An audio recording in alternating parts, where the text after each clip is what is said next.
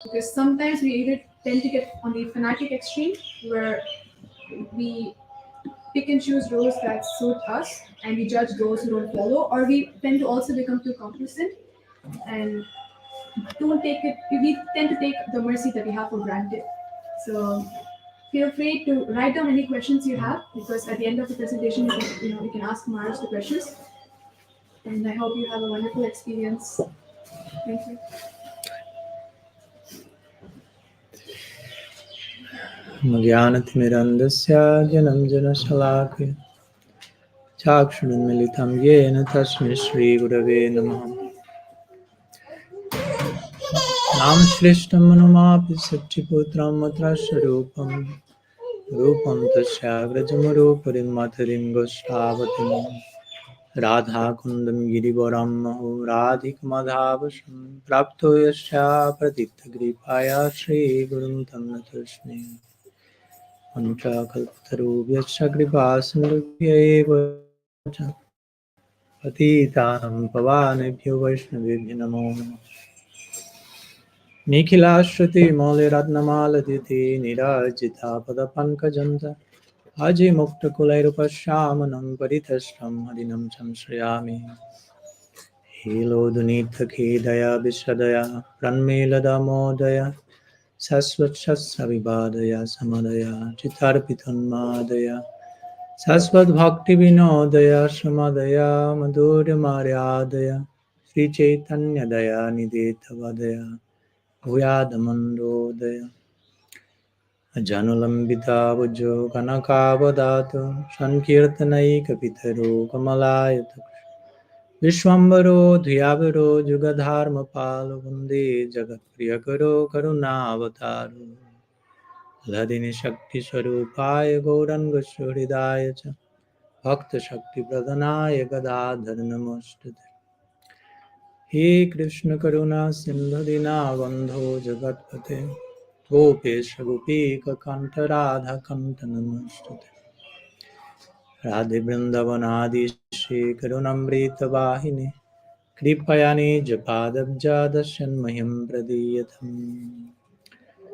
भक्त्या विहीनाय अपराधलक्षाय क्षिप्ताष्टाकमादितरङ्गमाध्ये कृपामयि त्वं शरणां प्रपानं वृन्दे नमस्ते चरणारविन्दं वृन्दे नमस्ते चरणारविन्दम्। श्री सच्चिनंदन गौर हरि की जय। श्री श्री गौर नित्यानंद की जय। श्री श्री जगन्नाथ बलदेव सुभाद्री की जय। श्री हरिनाम संकीर्तन की जय। श्री मायापुर धाम की जय।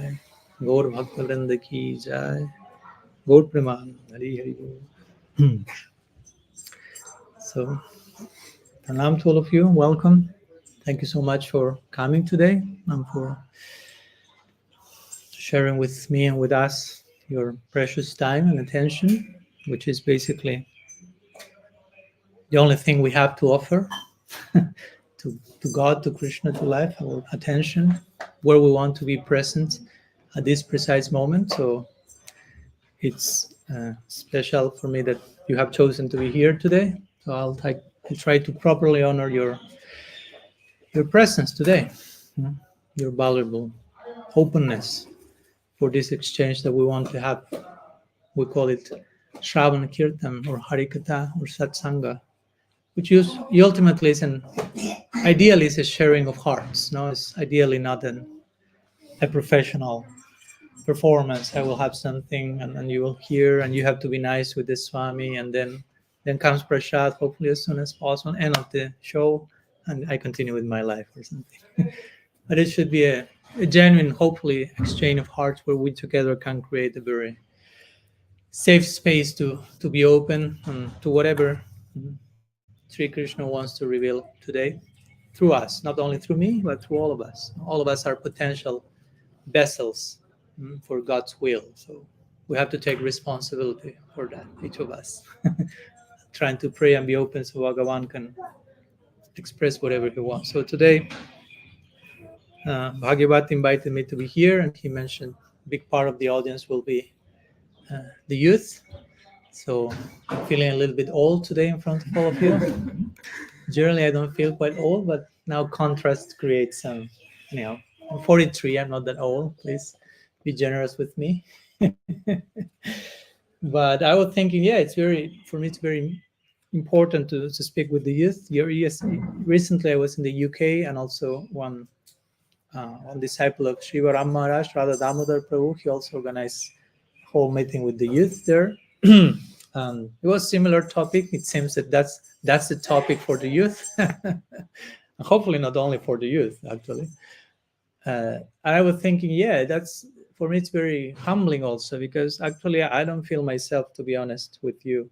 I don't feel like, okay, I will instruct these young fellows, and they will hear from the elder Maharaj what to do in life and so on. But I'm more in the mood of, I want to learn from all of you also. No, I want to hear what you have to say. I want to become more acquainted with your particular experience. No, even if you dare to consider me consider me an elder, if you dare so, even that, the duty of an elder is to have attentive ears for what the youth have to say and be empathic with their experience and perspective. Because if not, you lose touch with reality and you become over entangled in your own generational lens, so to say, and think, okay, reality, Krishna consciousness can only be seen, practiced, shared in this template, and we may become quite quickly quite outdated, so to say.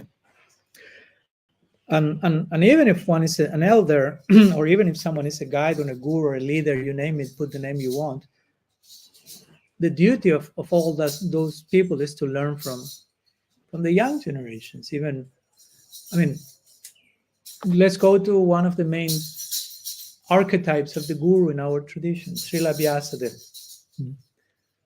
I'm not going to some weird example. Let's go to Vyasadeva. I hope that's familiar to all of us. And Vyasadeva in the Bhagavatam, more familiar even. So what happens with Srila Vyasadeva? Vyasadeva, again, is the archetype of the guru figure. Now he's teaching the Bhagavatam to Sukadeva Goswami. He's the compiler of all Shastra. And after teaching, instructing his own son and disciple, we could say, in the Bhagavatam, when Sukadeva Goswami is speaking Bhagavatam to Parikshit Maharaj, where is Vyasadeva in that moment? He's in the front row, hearing with rapt attention what his student and son has to say. He's not there like, hey, I'm the elder here, give me the Vyasa-san to me. He's completely, not only Vyasadeva is hearing what his son and disciple has to say, Narad is next to Vyasadeva. Narad is Vyasa's guru. So Narad is hearing what his disciple's disciple has to say. So they are open to learn from everywhere. That's why we call guru. It's not only guru parampara, but it's guru sishya parampara. So ultimately everyone is sishya. Even the greatest guru is a disciple, is a student. Is open to learn from anywhere again. And then you have Parikshit Maharaj, another important figure in the Bhagavatam. Parikshit Maharaj, by age, he's elder than Sukadeva Goswami. By experience in the world, he's elder than Sukadeva Goswami. But when he saw Sukadeva Goswami, he realized, oh, there's my Gurudev there. He had this essential vision. He didn't say, oh, he's younger than me. He has nothing to teach me. No. And Sukadeva Goswami lent himself to be misinterpreted. He was a young, naked boy, 15 years. Imagine you just go walking here in Mayapur and a 15-year-old naked boy goes like walking and followed by people with throwing stones at him.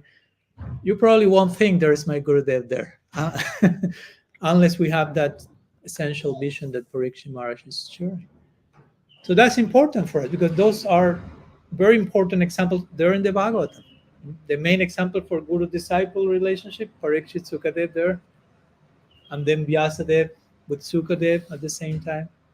So I'm saying all this to make this point, that you may be younger than me in age, but it doesn't mean that I cannot learn anything. So I try to, hopefully whatever I have to share today is not from the place of only I can instruct you, but all of us are. Ultimately, Krishna consciousness is a teamwork. It's not a competition. Who teaches whom, but how each of us can nourish each other and and reach the goal. We are not competing with one another about who reaches first or anything. It's just a family, so to say, teamwork, basically. No? So, in connection to the topic of today, Bhagavad introduced that a little bit. We'll try to talk about two words that actually I included them in my last book, Radical Personalism. And one is realism, and the other one is idealism. So we may have an ideal, and we may be idealistic, but also we have to be realistic. So how not to lose our ideal, but also how not to be over romanticizing Christian consciousness in the way that we try to pursue that, and in time we realize, oh, this is unsustainable. It's not possible for me to keep whatever the standards or this or that. So how to embrace our practice, our lifestyle in a sustainable way, basically, in a realistic way. We are Vaishnavas. Now, Vaishnavas means those who worship Vishnu. And Vishnu is the god of maintenance. Brahma creates, Shiva destroys, Vishnu maintains. So our deity is the god of sustainability. So we should be quite expert in that. We should be identified with this idea of how to make my life project sustainable, how to make Krishna consciousness sustainable. I don't want just to be a rising star, a weekend rising star, so to say, or in a few years, like there he goes, and then where is he now? What happened? So how we can make our bhakti project, as I like to call it, sustainable for eternity. Because, I mean, I don't know you, I'm just speaking for you, but I like to practice bhakti forever, basically. So if I have such a prospect, it's a huge prospect, a prospect for eternity. So I have to learn to embrace bhakti in a way that is sustainable for me at each of the steps into eternity. So we have to develop some expertise in coexisting with our practice and our ideals and our commitments and whatever, everything that comes to us in a way that is sustainable, normalized, healthy, inspiring, basically, and not a guilt trip, and not something in which we end up becoming more dysfunctional than what we were before starting the whole bhakti journey.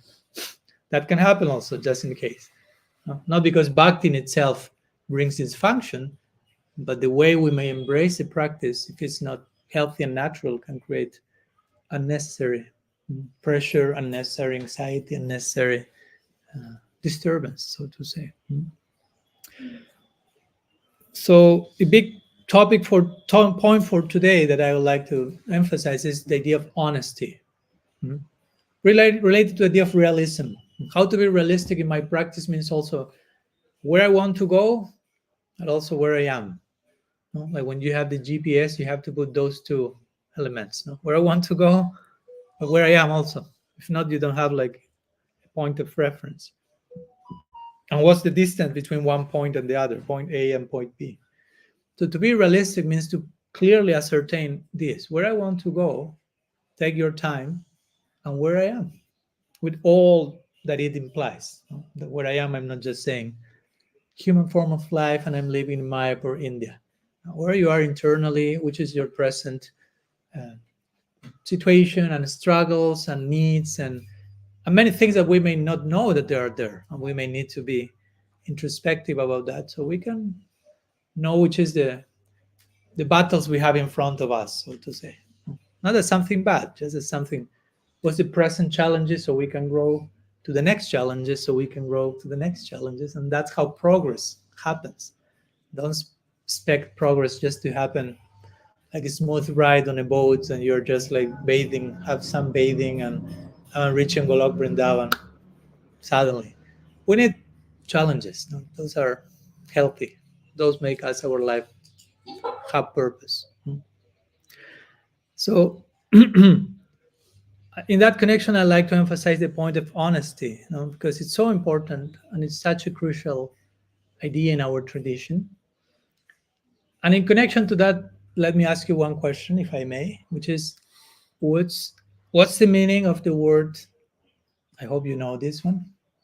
Sadhu. What does it mean, sadhu? Saintly person. Saintly person. It has many meanings. Another meaning is honest person. Okay. Okay. That's what those two replies is what I required. Let's go first to Uruguay's answer. So generally, many times we may say sadhu means a saintly person. Then we will go to Nanda's answer. And of course, both are correct. But I want to emphasize one thing in connection to those. Because we're going to say, okay, sadhu means a saintly person. And then if I ask you, what does it mean to be a saintly person? What's your idea of saintly person? What will you say? What the Vaishnavis in the assembly have to say? Pure-hearted, connected to God. Mm-hmm. Okay. Something else? We are doing brainstorming all together, no problem. There's no wrong answer.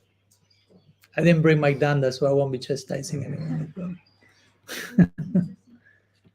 A wise person, someone renounced, Okay. surrendered, like someone surrendered. Okay. Thank you. So when we say sadhu, sometimes we may say saintly person, and when we say saintly person, we may go to some of these ideas. A person who is surrendered and pure, and I don't know, by extension, may come like of good character, like saintly character, saintly behavior, or even we may go to the point of perfect being or something. No, sometimes we may put like saintly is like now, and we may ascribe all that to the word sadhu, right? Okay, I'm not canceling that, but something interesting, if you pay attention, is how Krishna himself chooses to define the word sadhu in the Bhagavad Gita. The word sadhu in the Gita appears like 2-3 times, but the main verse, when he speaks about who he considers as sadhu, he gives quite a different picture, interestingly. He says, Apichet Siduracharo Vajanti Mamananyavak Sadhureva Samam Tavya Samyak Vyabhyasitu Hisa. This is verse 39th chapter. Probably this is one of the most controversial verses in the Gita. And Krishna is saying, again, you may think a sadhu is someone who behaves really nicely. Krishna starts the verse saying, Apichet Siduracharo, speaking about someone who behaves really bad. Oops. He's saying Sudurachar. Achar means good behavior. Durachar means bad behavior. Sudurachar means very bad behavior. So Krishna says, even if someone is a very bad behavior, that's how he starts to speak about the sadhu. But he says, Bhajante mama nanyabhak, that person is determined in surrendering to me and worshiping me and becoming my devotee, despite very bad conduct still. Sadhu Rigiva Samantavya. Sadhu, for me, that person, in my opinion, that person is a sadhu. Because Samyapya Vyasi to his that person is properly situated in his or her determination. In other words, my determination is I want to love Krishna. I'm still a mess, but I want to love Krishna. And I fail. And I want to serve, and I fail again. But Krishna's not seeing the failing. Krishna is seeing the other part, no? The standing up. No? As they say, the same floor in which you fall is the same floor helps you to stand up. So Krishna is just seeing the standing up. No? He's not taking, he failed once, twice, thrice. No, he's saying he stand up once, he stood up twice, he stood up thrice. Wow. Despite all that falling. Wow. The standing up becomes especially charming for Krishna. That's the way he, in his merciful glance, will see us. Remember, Krishna is not a cold-hearted guy, so to say. He's the most loving, merciful person. So in this verse, he's defining a sadhu basically as someone honest. Again, he's not saying a sadhu is a saintly person in terms of impeccable, perfect behavior. He's saying he may be even a terrible, bad behavior, but terribly, nicely honest. acknowledging his bad behavior in a healthy way, being open to accept that, sincere repentance, and determined to love me. And coming to me in all his or her messiness, so to say, with all that honesty. Wow, for me, that's a sadhu, Krishna says. So that's a way more, how to say, I would say realistic way of describing the word. Of course, it's also saintly, it means saintly, but we could say the beginning of saintliness is honesty. Because saintliness is not something that we are just normal guys and suddenly, I don't know, we start floating or we start hearing the flute or having visions. It's all a gradual process and begins with honesty. Interestingly, in another verse in the Bhagavatam 1.5.11, a well-known verse that Vad Visargo Janataga Viplavo Jasmin Pratishlokam Abadavati and so on, Bhagavatam is saying, it ends up with the word sadhava. How the sadhava is a synonym with sadhu. And Srila Prabhupada translates this word, which again could be translated as saintly person. He translates it as thoroughly honest man or woman. Thoroughly honest. So again, he goes to the crux of this term. To be a sadhu means to be thoroughly honest. And thoroughly honest wherever you are in your life. It doesn't mean that I can be thoroughly honest about acknowledging my difficulties, my struggles. It's not that thoroughly honest about, I love you, Krishna, purely and perfectly. That's a way of honesty, but before that honesty, there has to be many other layers of honesty. So the Bhagavatam is also, Prabhupada is translating this word sadhu, and the word sadhu comes from sat. Sat means what is real. But we want to be sadhu, means we want to be honest people, basically. We want to be honest people. Again, Vyasadeva is the archetype of the guru, and Vyasadeva was so honest when he himself was frustrated about compiling the scriptures, and he felt, I'm failing. What's going on? I'm not doing he's a guru open to correction, which is an important point, honestly. The very beginning of the Bhagavatam also. Dharma prayito kaita votra paramoni namacharanam satam. Satam is a word for sadhu. You can only understand the Bhagavatam if you are honest. Again, Bhagavatam is not saying if you are perfect, if you are pure, if you are saintly, if you are transcendental. He's saying, be honest. Wherever you are, be honest. If you are honest wherever you are, you will reach all the other places you need to reach. As I was quoting the other day, my friend in Michigan, Deva Madhav Prabhu, and he will paraphrase the famous chant and be happy.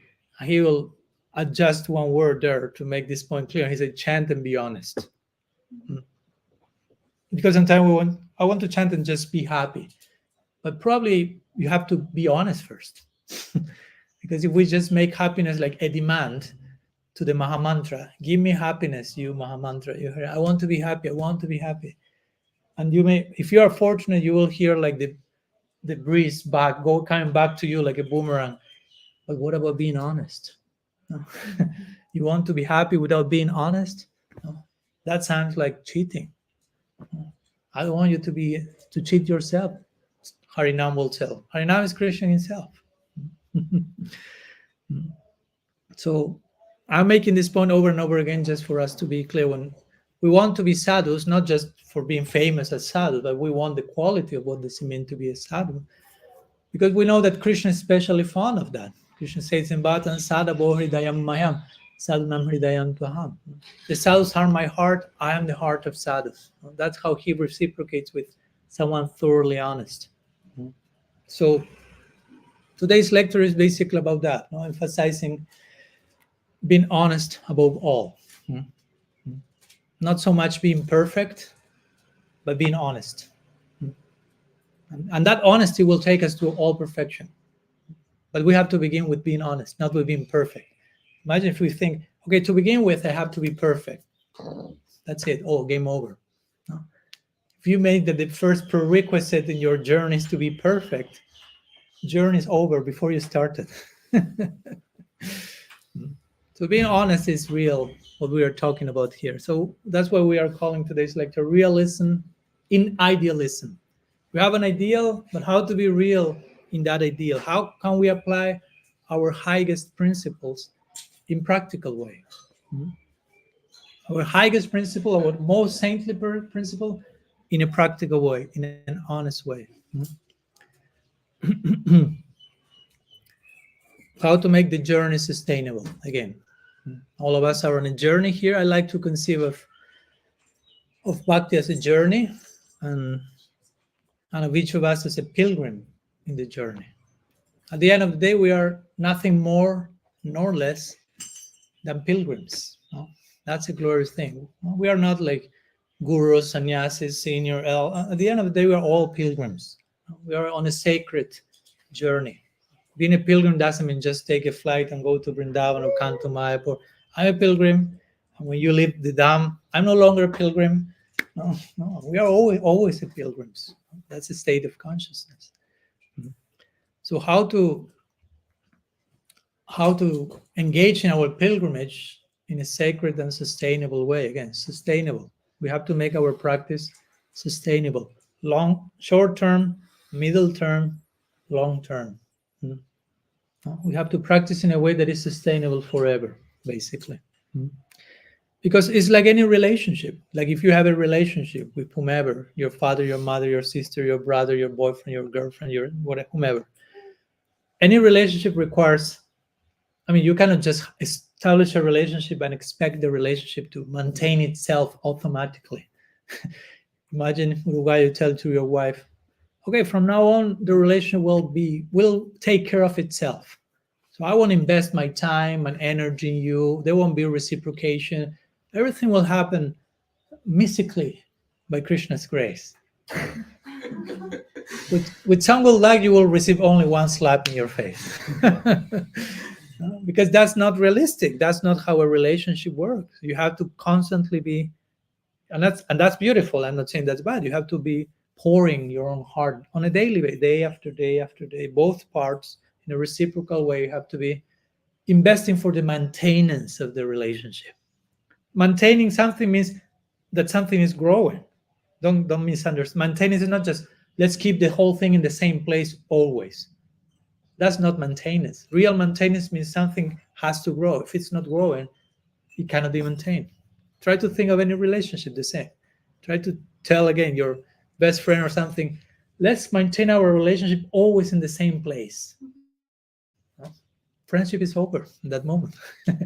So maintenance requires development. And it's a relationship. So our bhakti practice is the same because bhakti is a relationship. Bhakti is not just like, I don't know, a social affair or whatever. It's our development of our love and relationship with God. So for a relationship to be maintained and grow, we need to invest ourselves on a daily basis in a sustainable way. Again, in a commonsensical way. Common sense is not so common sometimes. I call it in my book uncommon sense because it's not so common, or uncommon common sense. Because sometimes we as Gaudiya Vaishnava, we may quote Guru, Shastra, Sadhu, we may say, okay, Shruti, Smriti, Puranadi, Pancharatra, Vidim, Vina, I can't giharar bhakti rukpata yaiva kalpate. Whatever bhakti is not executed according to the Shastra becomes a disturbance to society. Okay, but even if you quote Shastra without common sense, that becomes a disturbance to society also. You follow my point? So you can take Guru, Shastra, and Sadhu and create a big disturbance if you don't have common sense. I'm sure you have heard many times how in the name of Prabhupada said, quite a lot of disturbance may have happened. And Prabhupada himself at one point in his life said, from now on, no more Prabhupada say. Because he could see the potential misreading and misapplication. So common sense is very important. Common sense, like developing some criteria, some sensitivity when we quote Guru, Shastra, and Sadhana, has to be done in a way that is nourishing our faith. It's creating growth in us. It doesn't make sense to just practice, I don't know, to give an example, practice mechanically and not be inspired, be more and more less inspired, but instead, but just reproduce the pattern. That's a recipe for unconsciousness. So we have to be very careful about whatever we are doing on a daily basis to do it with consciousness. The movement is called Krishna consciousness. There has to be consciousness. Because if we repeat something a few times in a catatonic way, that creates unconsciousness. That numbs us. And we want to awake. We want to be alive. We want to to honor our tradition, the ideals of our tradition. So that can be tricky because we have a very deep tradition with very high, lofty ideals, very detailed theological descriptions. I mean, a lot. And very deep eternal prospect is described in the scripture. So two things can happen. I mean, many things can happen, at least two that come to my mind. By belonging to a tradition with such a high standards and ideals, one, you can become very easily and quickly neurotic by thinking, I never enough, I cannot get it, it's too much, I'm too low, this is too high, and probably conclude this is not for me. And that's not the idea, of course. But the potential danger is there because such a high ideal that we may feel, I'm never enough for this, which is not the idea, but that can happen. Or also something that can happen is in another direction, another equally dangerous thing is to feel I belong to such a high, sophisticated school that I'm already saved and I'm in the high, and I'm in the elite here. Now I'm part of the saved elite. So I can just relax because I'm saved. I'm living in Mayapura. So what else? Mahaprabhu is merciful. So we can even misread the idea of mercy as, Mahaprabhu is merciful, Nityananda Prabhu. So I can just be complacent and mediocre, and mercy will always be there. Things like that, no? Or develop some superiority complex. Again, I belong to the high tradition and become sectarian and fanatic. I'm not saying you are doing that, but all these things are there in potential, and we have to be very, very careful. But going to the first idea for a minute, this idea of we have a very high ideal, very high, noble, beautiful, deep descriptions of ecstasy and love and the developments of love. If you study Bhakti Rasamrita Sindhu, it's like, wow. But again, we are to arrive there gradually. If you study Upadeshamrita of Rupa Goswami, he uses the word anukram or kram many times, which means like sequence, like gradually, step by step. You take one step, second step. Even sometimes you have to move backwards in your journey. Like if you are walking, maybe you have to jump a river, little creek, and you cannot just by the momentum you are gaining while walking, you cannot just, so you have to go backwards. You run and you jump. No? So you get my point, no? Because sometimes your journey you might feel, I'm going backwards. No? Not necessarily. I mean, it can happen, but not necessarily. It can be part of the journey. Or if you are going to mountains like this, it's not like you are going this or you are going this. You may be going this and this and this and this, zigzag up and down. It's part of the journey. No? So that's why I emphasize the analogy of a journey. So we don't think like this is like a mathematical formula. Like just do this like this, it works like that, Golok Vrindavan. Great, good luck. No, it's a whole adventure and journey, and each case will be different. So we have to be very careful also not to compare with each other. No, that's a recipe for misery. No? If you want a good recipe for misery, if you want to be really miserable, just compare yourself with other person. Immediately you're in anxiety. Immediately.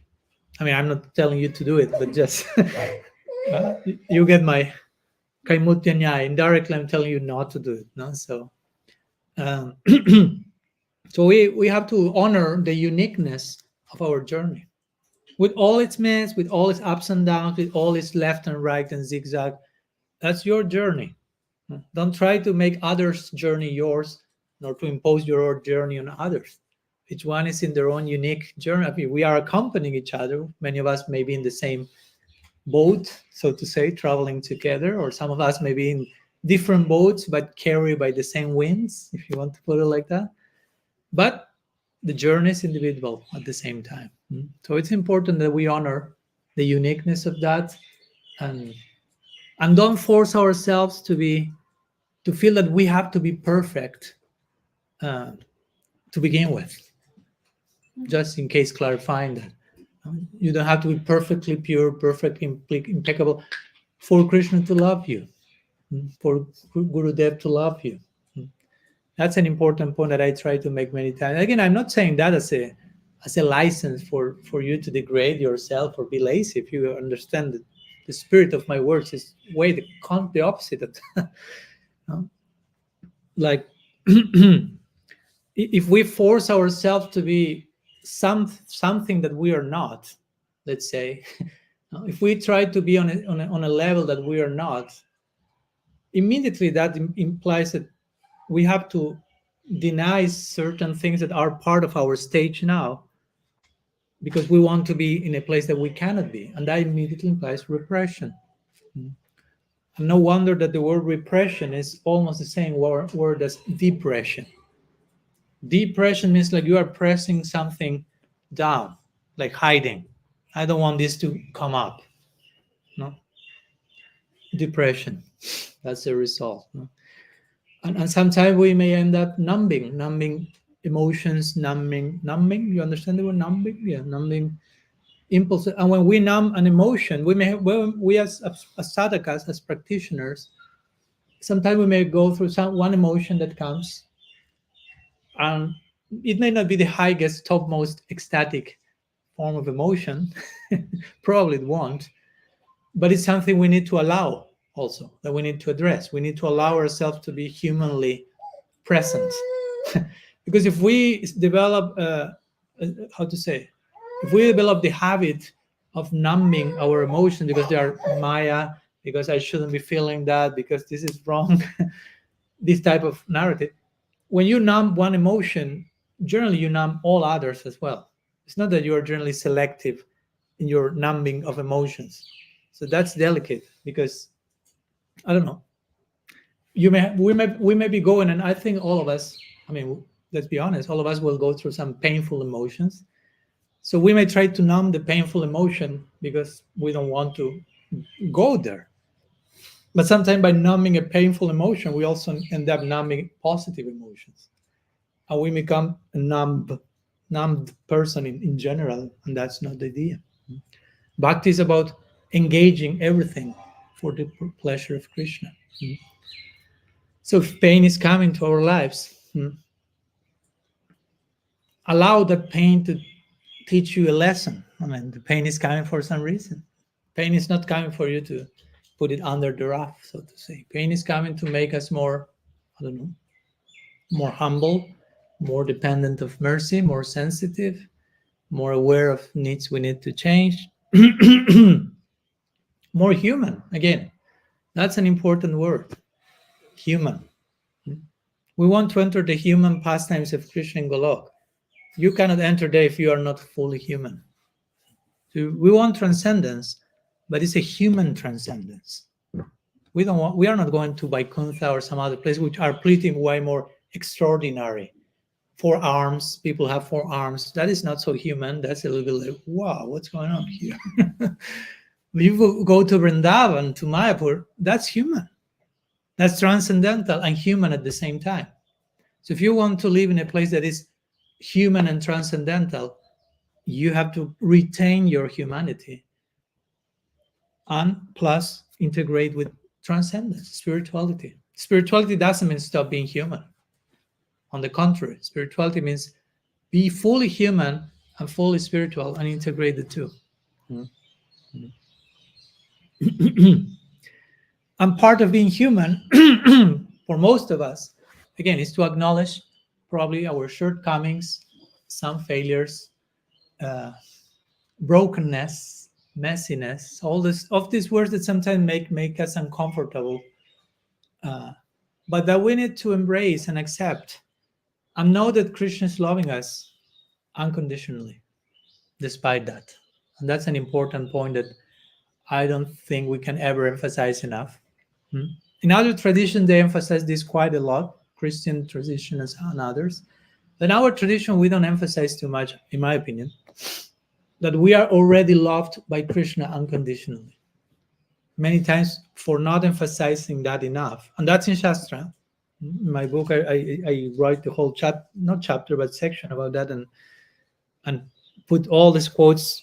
I don't know. I know it's very long list of quotes that I mentioned there, but I put them because I felt some of those may say, Maharaj, that's not in Shastra.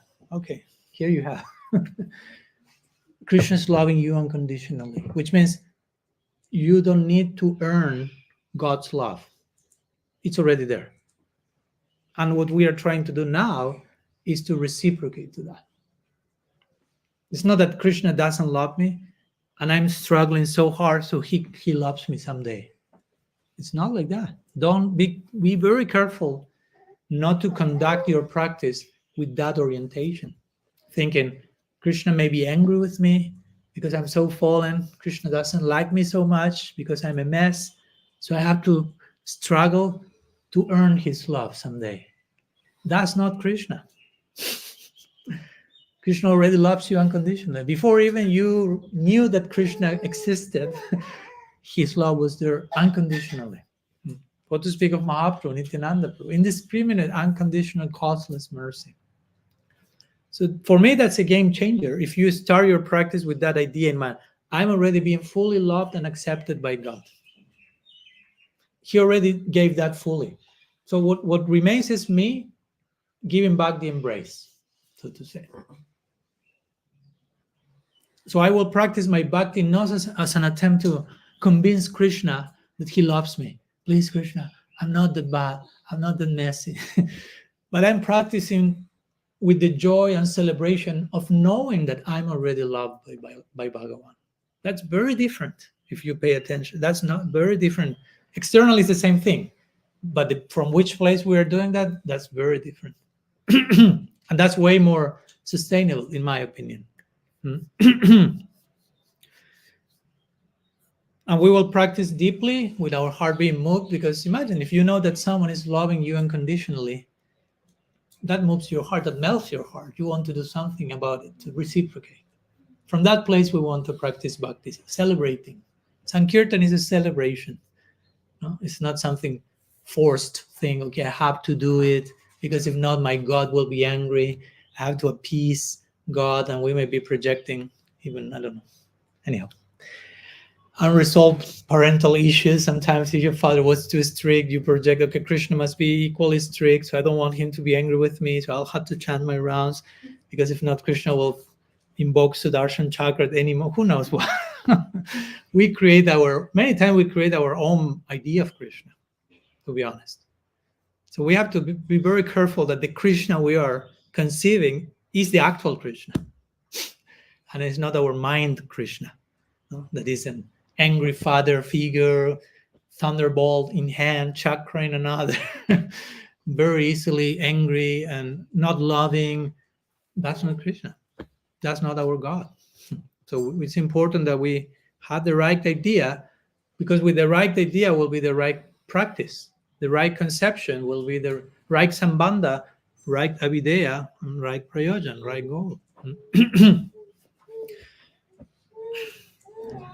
If we don't have this orientation, we may enter into into a trip of perfectionism many times. No? I'm perfectionist in many things myself. I confess that. She's calling you? Yeah, It's okay. It's okay. No I problem. thought you wanted water. That's why. Oh, no, because no, I no, don't no, know no. where to get you water. I wanted to ask Thank you. because thank she's you. busy. Thanks so much for your care. I have water just in case. So I want. Okay. Do you need the light? I'm okay, but maybe in a few later for the Yeah. camera it may get dark, but I'm okay. Like, yeah. Sorry. No. Thank you. Thank you, Thank you for the concern. I was saying just that sometimes I was doing my personal confession. I'm a perfectionist, I'm trying to balance that so not to become too extreme. But perfection in terms of I like to write, so I want things to be nice, and so on and so forth. But also, it's a very fine line, because if you become too much of a perfectionist, very easy to fall into guilt and very easy to fall into shame. Like feeling like I'm failing, I'm never enough, because you put yourself such a high standard of how to do everything that you fail always. You self-sabotage yourself, basically. Okay, I will write the book, but the book has to have the standard of whatever Srila Jiva was Swami and this and that. It's over. You're already like thrown there, like I'm not enough, I cannot do it, this is not for me. so we could say that, like from too much perfectionism, shame very easily can come. And we can develop a whole culture of shame, even sometimes among how we relate to each other. If you are not up to the standards, be ready for shame, or something like that. And we may follow the standards just because we don't want to go through that. That may become the main driving, motivating factor. And that's not again the idea. The idea is not to engage in our practice or life out of shame or out of fear of shame. Hopefully, Krishna said in the Gita, Susukam Kartum, bhakti is to be joyfully practiced. So indirectly, he's saying, don't be neurotic in practicing bhakti. Try to practice bhakti in a way that you don't go mad. Let's put it in simple words. Try to practice bhakti in a way that you're not getting neurotic, extremely perfectionist, entering a guilt, shame trip. That's not bhakti. That's not the bhakti Krishna wants you to practice. Do you think Krishna is enjoying your guilt trips and all that stuff in the name of being strict in my vows and bhakti? He may be crying more than you, so to say, in that situation. He's in your heart, fully empathic.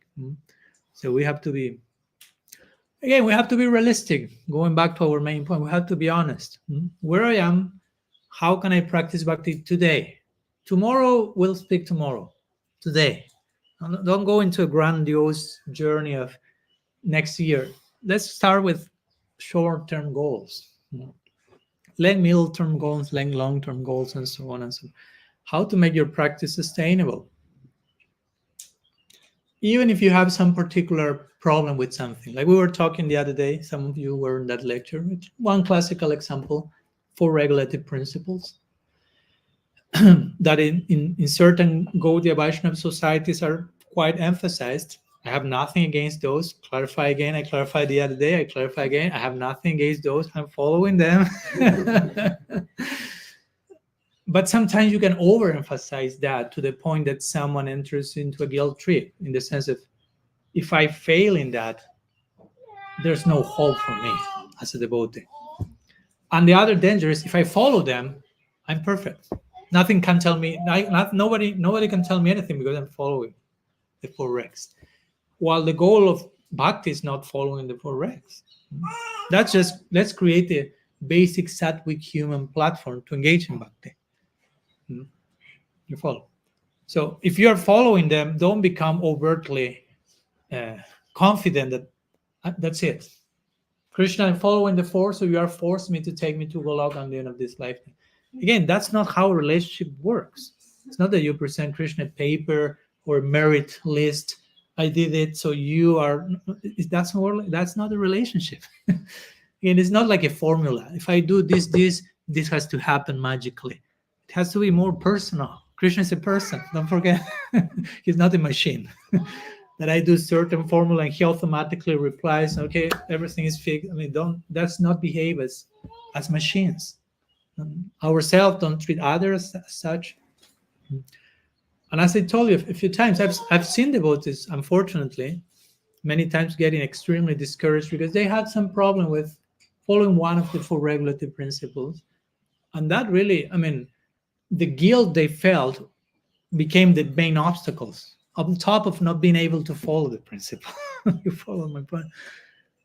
Not being able to follow may create some problem, but if you enter into a guilt trip because of that, then that's the real problem. I remember once one devotee went to Srila Sridhar Maharaj, Srila Prabhupada's dear god brother, and he was a Prabhupada disciple actually, and he had some problem with ganja, with marijuana, and he was like on a guilt trip 2.0, like completely. And he was just about to abandon the whole practice altogether because he was not able to leave that habit. Let's put it like that.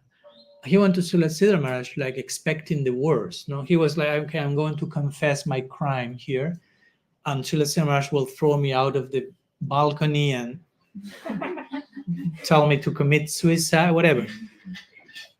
And he says, Srila Guru Maharaj, I want to confess you something.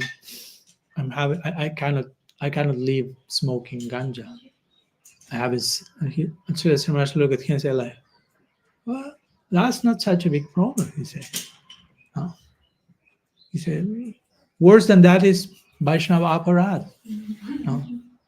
And if you continue chanting the name sincerely by avoiding offense, everything else will gradually fall into place. And that was his reply. And it's not that Srila Sridhar Maharaj was encouraging smoking of ganja or anything. He was just being realistic about, not only about don't be neurotic, but about have faith in the power of Krishna's mercy. Don't lose sight. Don't think that, as I like to say, don't think that your anarthas are more powerful than Krishna's mercy.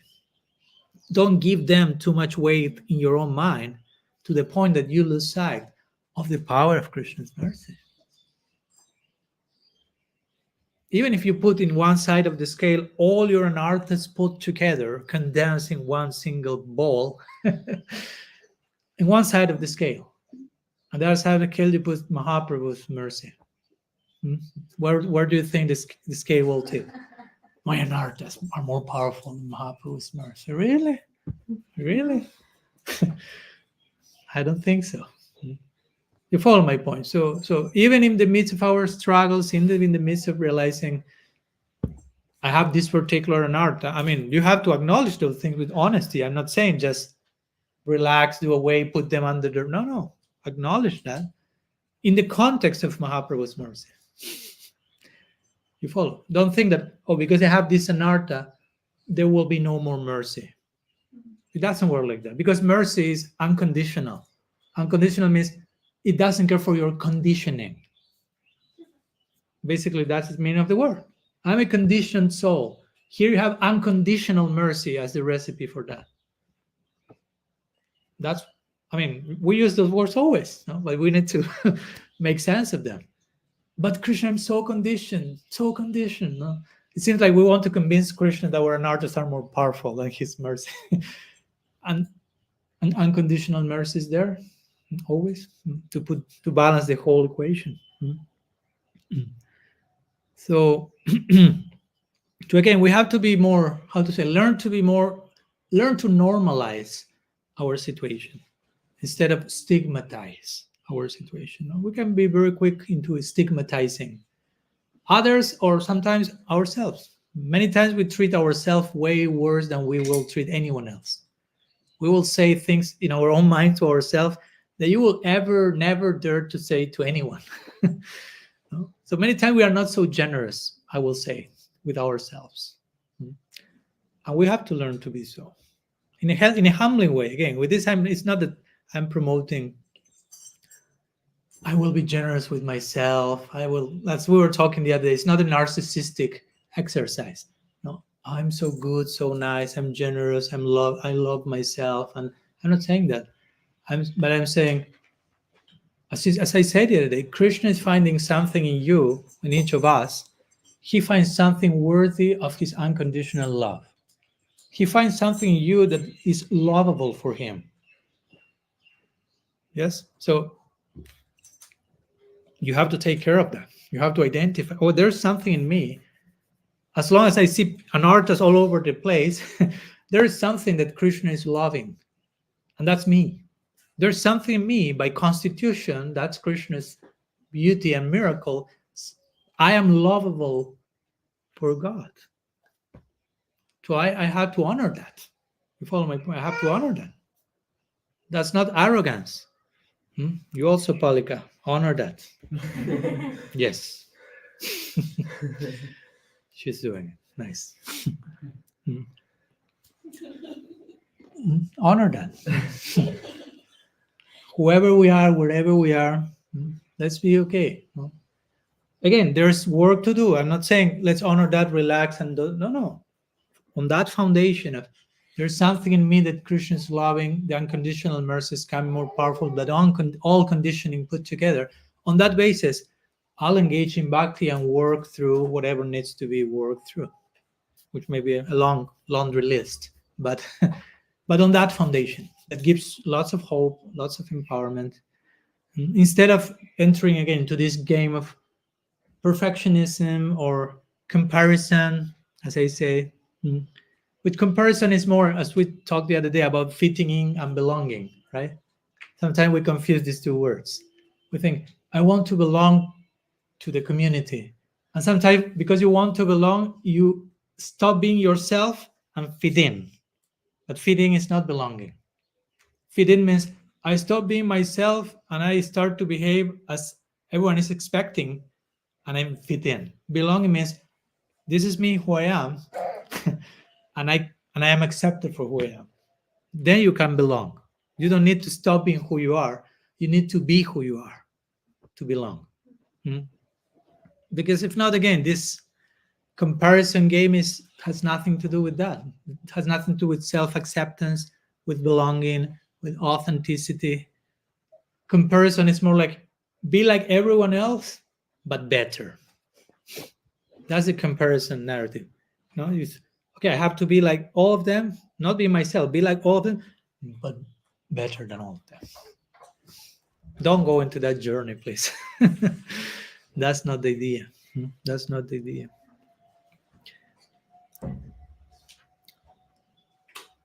Okay. So what else? A few more words and we can entertain some questions if you have or comments.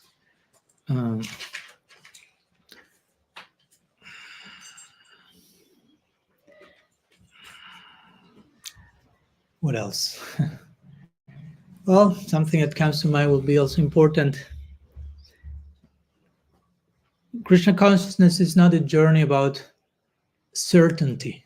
That's a word we used the other day. It's not about being sure about everything and having the perfect answer for everything and knowing what to do at every moment. It's, of course, we need some of that, but also we need to be in a situation where there's uncertainty. And there's place for that. And I'm okay not knowing something. Because if I want to be certain about everything, that speaks about how insecure I am, basically. But if I'm secure and I'm secure in myself and I trust Krishna's mercy, I can be in a situation where I don't have a clue what's going on, but deeply trusting Krishna is protecting me. He knows why this is happening, and in time I will understand. I don't need to figure out everything at every moment. So it's important that we don't make Krishna consciousness a certainty trip, so to say. So I know about every question and everything. No, it's good that we are, and you are younger again, so it's important, and most of you are going through teenage years, and teenage years are the chapter of uncertainty and crisis and existential crisis. I mean, I've been, even if you don't believe me, I've been a teenager as well myself. Yeah, I joined the movement I was 19, so yeah, I had my good chunk of years before that and during that. So yeah, teenagehood, I mean, I'm not saying something bad, it's something great. I mean, as every period in life has its purpose. So it's a period of changing paradigms and questioning things and questioning ourselves and having crisis. Crisis is not a bad word. Crisis means just you're reaching a point of taking certain choices in your life, turning to a decisive point, and awakening to the reality of taking responsibility for myself. What do I want to be? What do I want to do? I want to be a devotee or not. Maybe you need to give yourself permission to contemplate that second part. I'm not promoting here stop being a devotee, but my point is I know many devotees that need to ask themselves, do I want? I don't know how many of you, I remember talking with a few devotees who were born in a family of devotees, And I appreciated what they told me. They told me, Maharaj, I was born as a devotee, so I didn't have a choice. I was a devotee. So at one point in my life, I had to decide for myself, do I want to be a devotee, or this was just my family tradition, so to say, and I continue just like a more social, familiar stuff, but not so much of a personal choice, my path. So I appreciated that they were telling me, yeah, at one point I chose myself, but also in that choice I contemplated other options. Mm. So when you take the choice, it's really rounded and founded. Mm. So, and if even if we just, yeah, I want to be a devotee, then comes the question, what type of devotee do I want to be? Because again, it's not one size fits all. No, okay, this is what it means to be a devotee. Enter this box. No. Each one of you, each one of us have to be a devotee in our own unique way. In the beginning, we will receive a more generic template. Okay, chant your rounds, follow this, study this book. I'm perfectly fine. But in time is I have to be myself. At the end of the day, I have to offer myself to Krishna. I have to make of my own self an offering that Krishna will relish. So I have to offer myself in all my individuality. I cannot just be one more number in the crowd, like Hare Krishna, Hare Krishna. Hare. So I have to have my own criteria. Krishna will ask you at one point, how do you want to serve me? What do you like the most? And it's like, I don't know, whatever you like the most. No, I'm asking what you like the most. And you may collapse because we may not have given ourselves permission to think about that. But that's in the Bhagavatam. Krishna is telling to the, you offer, it's okay, no problem. Krishna is saying in the Gita, in the Bhagavatam, you can offer to me whatever I like the most or whatever you like the most. Like implying, I want also to taste your individuality. I don't want cyborgs doing all the same thing and thinking the same way and copy pasting everything, parroting. I want parrot. Not that type of parrot, at least. We want the other parrot who bites the fruit and makes it sweeter. Sukadev, that type of parrot. But not just copy pasting, imitating. Imitation is not the idea. Of course, when we are very young, okay, imitation, there's a place like a baby will imitate what everyone else is doing, and it's charming because it's a baby. But if you're an adult and you start just to imitate what everyone else is doing, it starts to sound dysfunctional. If we move like this and Polika starts to do like this, we'll be like yeah. Like if I do like this and all of you start to do like this, it's not funny. I don't like that. It's not healthy. It's no longer the time for that. It's no longer time for anukar in Sanskrit. Anukar means imitation. Anusar means follow the essence. That's not the same. So we have to following in the footsteps. You may have heard that expression.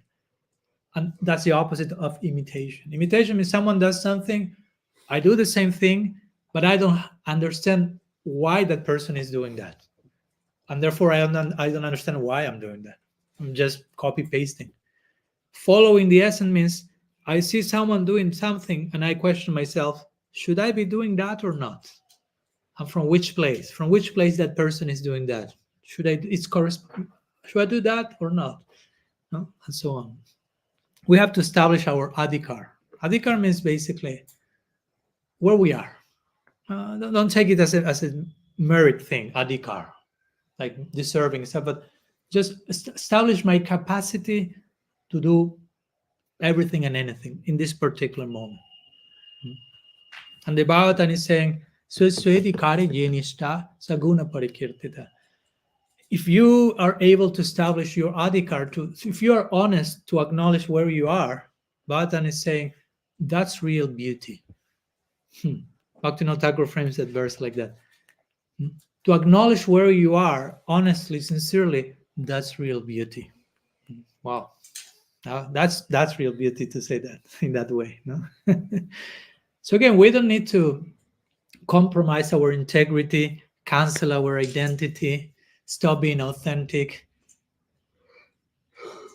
to belong.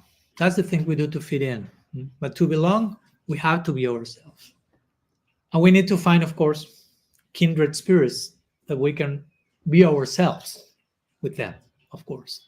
Because sometimes, unfortunately, not everyone is willing to see you for who you are, so to say. No? Because it's a big commitment.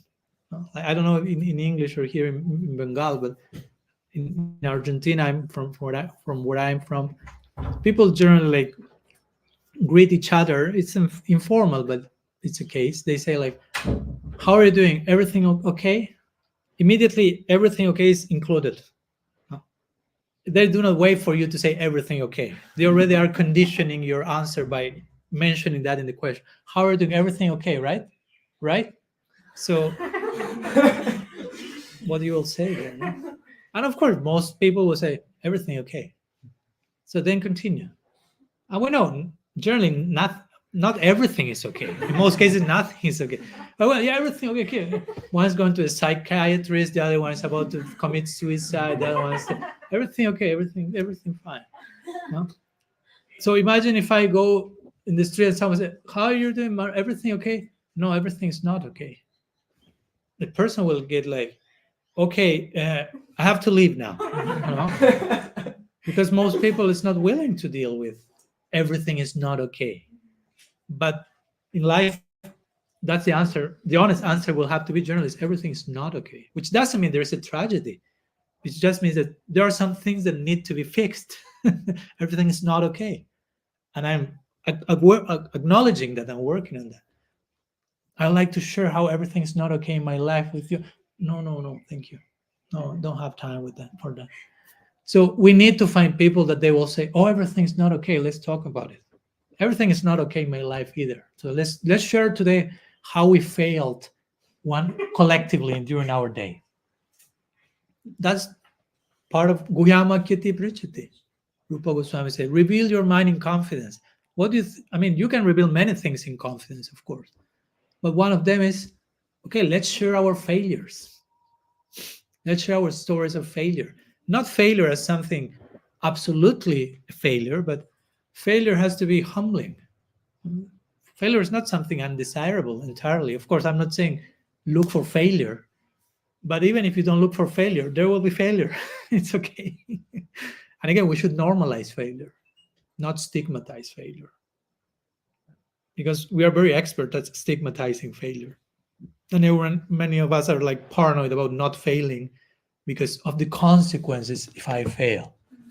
So you are not actually doing things nicely for out of joy and off, but just of the consequences of failing. So we should learn to understand failure from a more organic place. As we were talking the other day, sometimes in our spiritual journey, we'll have these moments of inspiring grace, inspiring hope, and sometimes failure. Inspiring hope and humbling failure. Again, not tragic failure, bad failure, unnecessary, humbling failure. When we fail, that invokes humility. We take shelter, we pray deeply, we're open to change, we reveal our minds, and we realize, oh, I was not the only one failing. When we are able to belong and reveal your heart, one of the powerful experiences of that is, oh, I no longer feel myself alone with all this mess that I have in my life. I'm not the only one messy here, right? But sometimes until and unless we share our hearts, we don't realize that, and we are just trapped in our own journey of failure, so to say, and that's not so generous to ourselves again.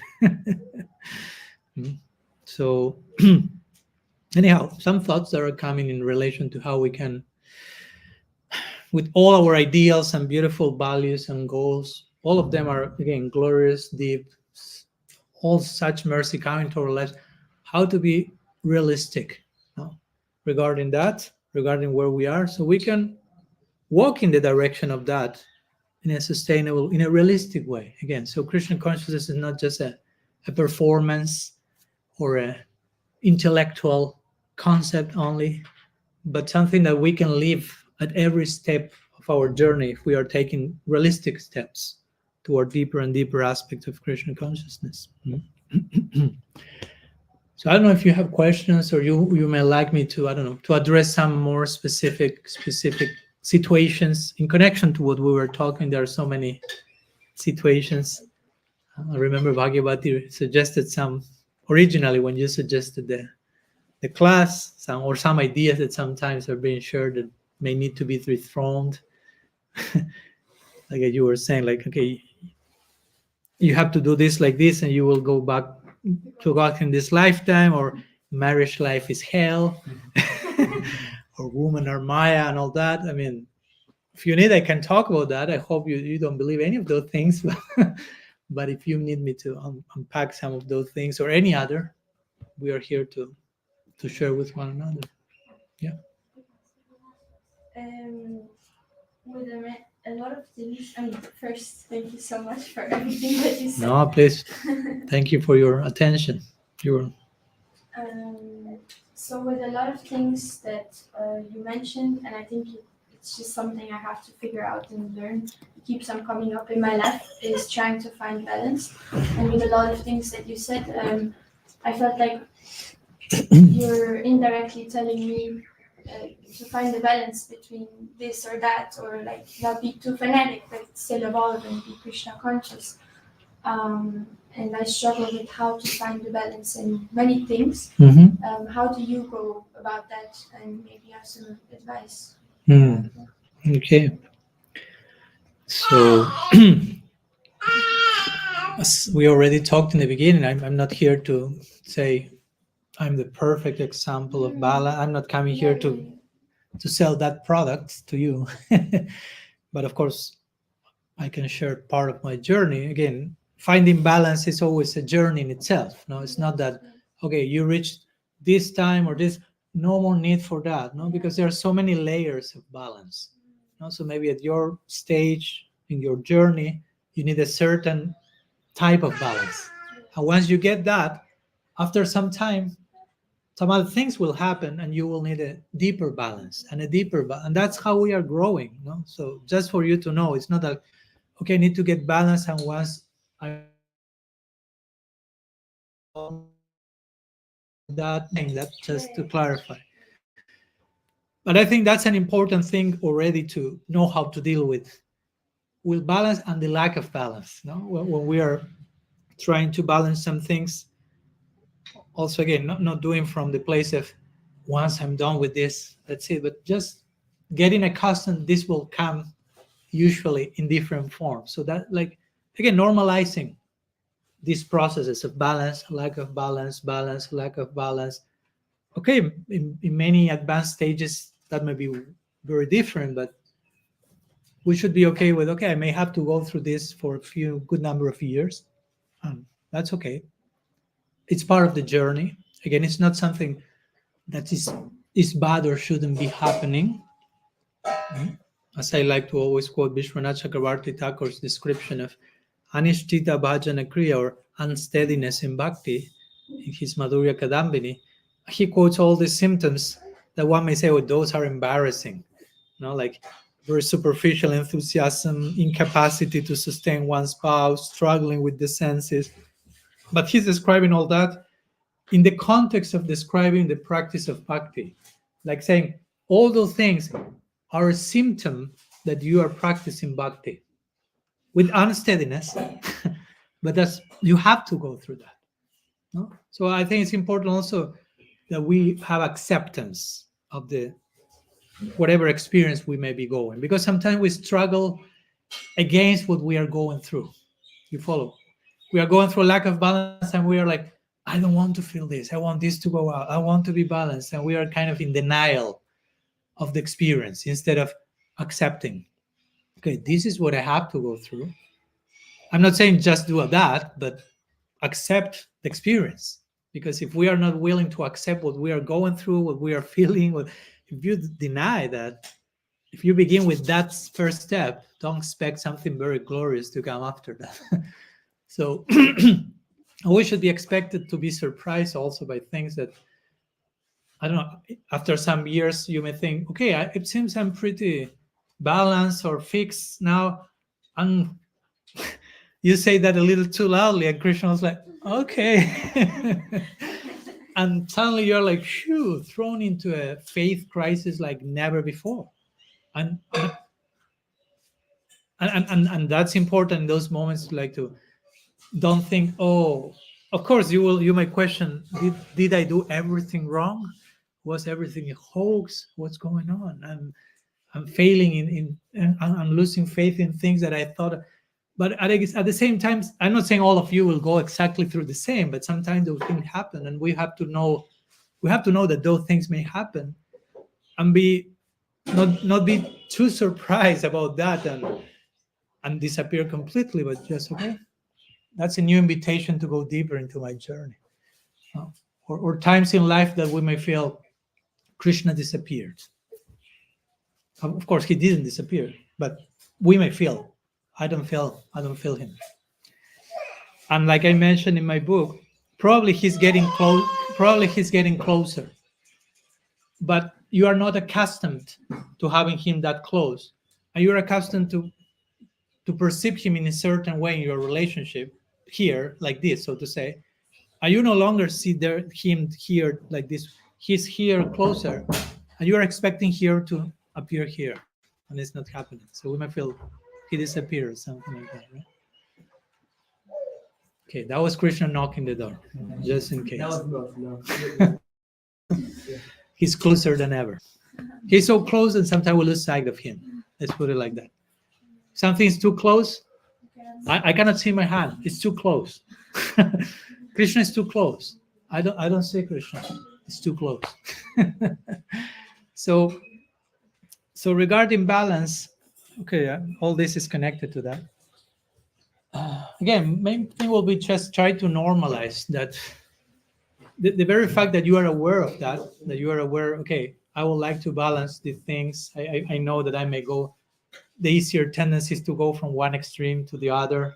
No? I don't know, to be ultra fanatical and then like, oh, okay, yeah, do whatever you like and I will do whatever I like, and go to the other extreme. No? We jump from here to there. We are too naive,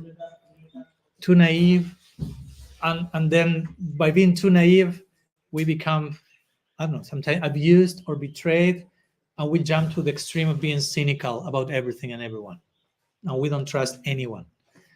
And sometimes that can happen. And again, I'm not condemning if you have gone through that. I'm just saying that, like, to normalize that. But eventually, of course, we have to find some from that pendulum, from naive, cynical, to reach some middle point where I can trust, but also with criterion. No? we always need to find the middle point, but it may begin with and gradually. No? So we may in the beginning be a little bit, again, fanatical about something. You have to be like this and strict and blah, blah, blah, blah, to give an example. And then it's no longer sustainable even for you saying that. And you just go to the extreme of, I won't follow anything. I don't care. Krishna loves me anyway. Maharaj say that Krishna loves you unconditionally. But gradually you start to go back to no, I have to make some middle point. And your middle point is not the middle point of anyone else. Follow. I mean, what's balanced for you today may not be balanced for others in their journey. So also, again, be careful with comparing. No, the balance you need may put someone else out of balance, and the balance you need now may not be the balance you need in a few years. So we have not to be too attached or over idealizing. Okay, again, I got my balance. And we have to be patient. I think patience is a big quality, and a difficult one sometimes. We are great at impatience. We freak out very quickly. It's difficult for us to wait and trust at the same time, because that's patience. Patience means waiting while trusting that something is happening for my best. Although still the situation is not fully solved, still I know that there are things to be balanced. But also to trust the process, to trust Krishna's mercy, to trust yourself in trying to do your best be balanced, knowing that you are receiving help, but also that the process takes time, and not becoming like too nervous about like, because if you become too impatient, then you are thrown again out of balance. So patience, and I know it's not easy, and we may fail as part of the process. It's part of the teaching of the lesson, and trying to be patient, trusting Krishna while waiting. Gradually, the balance is coming. And one day we may freak out, get impatient, and I cannot wait more. And confirmed.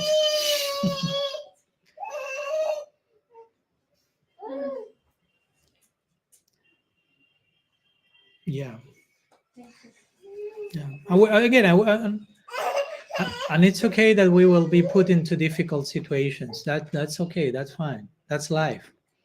Again, that's life. So, I mean, I don't want to sound like the old guy, like I've gone through a lot. You don't know, but to play the victim even. But looking back, and I know there's a lot more difficult situations to come, but lots of difficult situations came, but at the same time, the greatest blessings came through them. It's basically no exception to that rule. I mean, the greatest blessings are disguised into situations of difficulty and suffering, not promoting just like like yeah, if something's painful or difficult, doesn't mean that the thing is painful and difficult. It's painful and difficult for me. For other person, it's not painful and difficult. So why for me?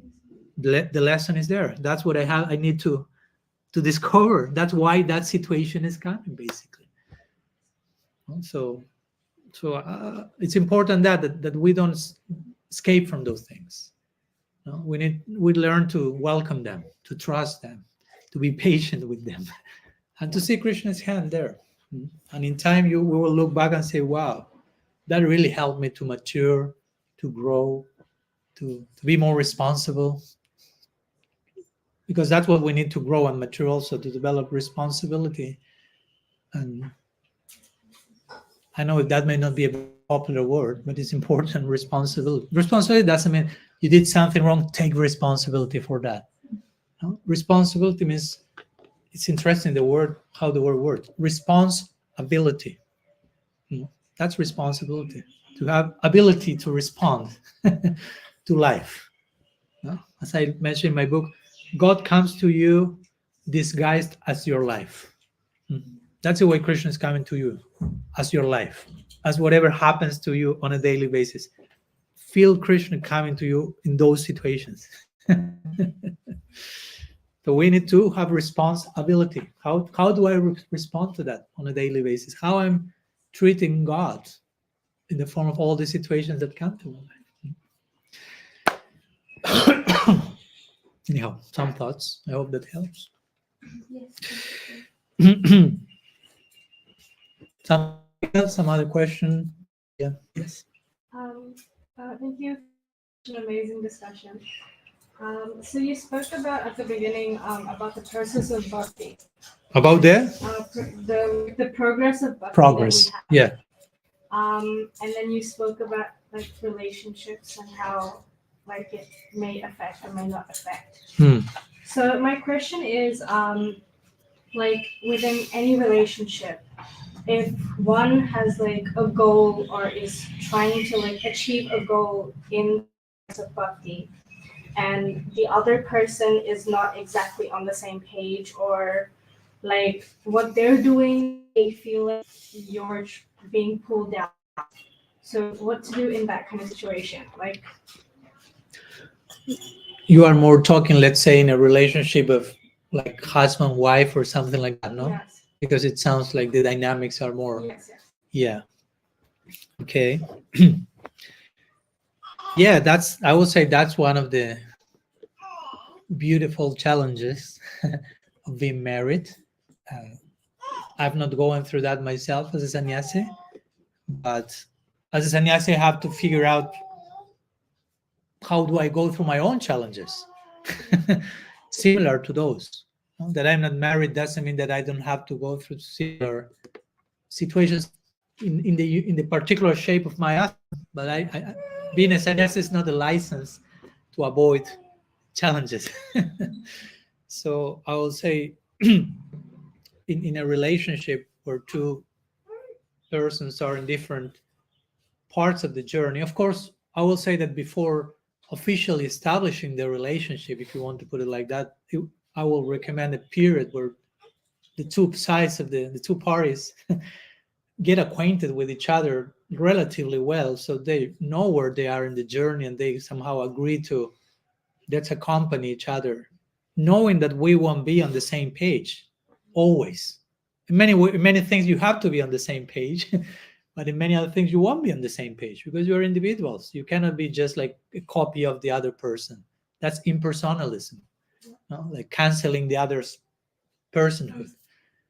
So I think it's good that to be realistic, the two sides make that type of agreement, so to say, like, and really deeply understand, okay, the two of us are about to embark upon a journey of a lifetime. And probably during the whole lifetime, in many things, we will be in different pages during the whole lifetime. Are we willing to accompany each other without feeling that we are being dragged down or reclaiming to the other person? You are not up to my standard. No, I have to go down because of you. But actually, the point will be, we will be compassionate to one another, loving to one another, and empathic to one another, and knowing one day I will be here and you will be here, but somehow you will be here and I will be here. Yeah. so the day I'm falling, if you want to put it like that, I will need your help, and vice versa. Yeah. No, and hopefully you complement each other, and not the two of you are not at the same day, like. And if that happens, you need a third person to help you. It's okay. Maybe the child will help with that, some other friends. You never know. Child is a guru in many ways. So I will try to emphasize that if one of the two sides feel I'm being pulled down because my wife is not up to the standard, probably you are not up to the standard by feeling that way. Instead of being compassionate and loving and being willing, even if technically speaking she's below you, and I don't even like to use those terms, below, upside you. It's not because also it shouldn't be a competition. And again, you shouldn't be comparing with each other. Oh, he's here, I'm here. Of course, you have to make an effort to accompany each other. It's a journey. It's a teamwork. I mean, if the two parts are not giving their 108%, it doesn't work. Yeah. Just in case. So it's sacrifice, responsibility. That's foundational. So I think, yeah, one of the main sacrifices is being willing to adjust to the pace of the journey of the other person, as our guru or more advanced sadhus are adjusting to wherever we are.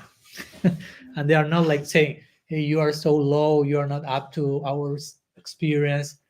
Nothing like that, but compassionately extending. No? Like Krishna, again, as I say, Krishna is in our heart. And he has witnessed so much nonsense going on in our mind for lifetimes.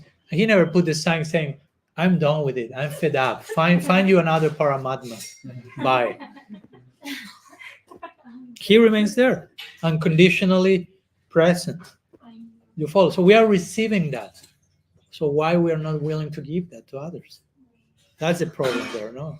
We like to receive those things, but sometimes we don't like to give them. No? Krishna, give me mercy, give me mercy. And what about you giving mercy? Because if, as I say before, it's so beautiful to know we are unconditionally loved by God, but sometimes it's not so nice to know that I should extend that unconditional love that I'm receiving to everyone else, and see how everyone else is also unconditionally loved. So I would say that that's ideally the way they can accompany each other, no? And if we are feeling this is pulling me down, or the other person is like demanding that I'm too, I mean, of course you have to learn to sit and talk about it.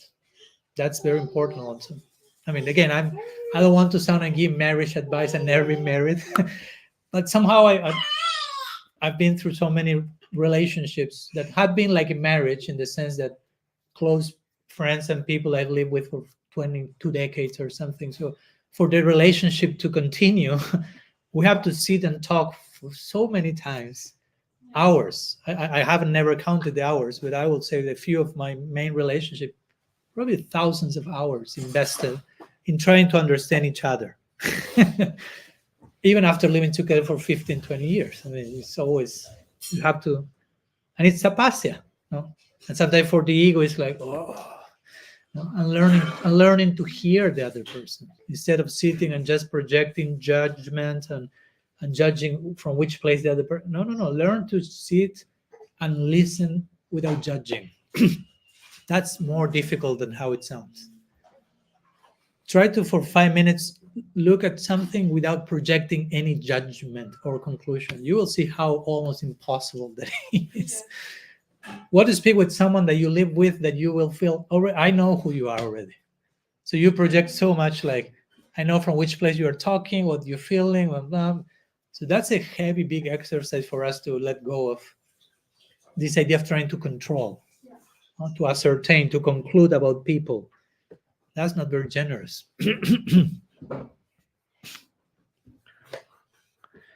So yeah, I will emphasize that, no? And that will be, of course, that's hard work, of course. No? Don't expect like a, but that's not something bad either. That's, all of us need to go through that in one version of it or another to grow. If not, we become like dysfunctional babies at 45 years old or something. No? So we have to be pushed out of our comfort zone and many times probably be humiliated by the circumstances. In the sense of you will be talking with your partner and many times realize how much you still judge the other person or how you fail miserably. And you have to acknowledge that. And for the false ego, it's like, oh, it's poison. But that's how you become humble and grow and open your heart and become human. And the whole bhakti process becomes even more real because of that. Again, you have to integrate the humanity and the relationships with bhakti, you know, because it doesn't make too much sense to say, Krishna, I love you, and you don't know how to relate to any other single human being. Krishna will say, how I'm supposed to take that I love you, you are telling me. If you are mistreating everyone else, including your partner, you are relating in a very evasive way, superficial, immature. Our love for Krishna should be reflected in how we love everyone else. Yes. Yes. Let me introduce you to my online audience. Okay. Now you're an influencer. Online art. I'm sure we'll have way more likes for having her in the video now.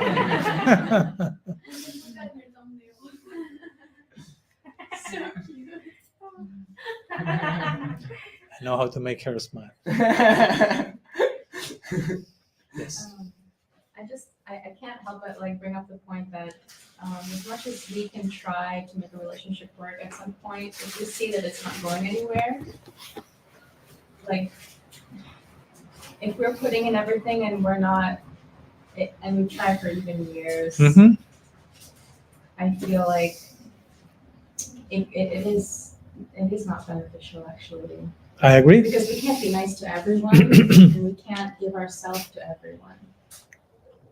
I totally agree. So nothing that I said contradicts your words. I agree with everything you said, but I agree with everything you said as well. I just like to bring it up. So thank you to further clarify. Yeah, I tried to reply to the particular question, and in the sense of, we have to first, as you mentioned, we have to first try, no, and try hard, because of course, if it doesn't work after 1 week and I don't try too hard, no, I will leave it because it's not working. That's not healthy, because we will become very susceptible and very like victim consciousness. And if something's just, oh no, it's too difficult, no, I'm leaving, we never be like growing thick skin, as they say. But again, 1 second, Polygon. I have this alarm every 1 hour so I can rest my eyes from the screen. And so my point is, I agree with you. No, I mean, not to one sense, not the extreme of being completely like, how to say, immature and weak and not willing to sacrifice, and at the very first conflict I run away.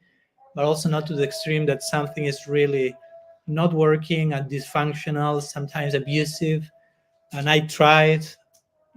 I mean, each one of us know how if we tried sincerely, no. So one has to be honest about that. So if you try, then it's not working. Of course, that's another department altogether. No? So, and it's healthy in some cases to take a distance, no? To preserve your integrity, whatever the case. No, our mental health, emotional health, our dignity. No, whether it's in a couple or whether it's in another relationship, in a friendship, guru disciple relationship. Sometimes that can happen also. I have some experience with that. The guru is not behaving as such, one may need to take some distance. And again, all this will be super difficult, but it will be more difficult to stay in an abusive environment and pay the consequences of that also. So, And one other thing I wanted to kind of relate to you, how something that I've seen is in the Vaishnava culture, people who are so tolerant and they just become a doormat, especially women in bad marital relationships or family relationships, they're always so glorified. They're so tolerant, so humble. And even if there's negative effects, like I'll just small example because I don't have that much experience in my life, but I've seen people who take any kind of disrespect, but then they also they don't have something inside that they can deal nicely with others. And okay, they are so humble and they're so surrendered, but they can't be nice to other people.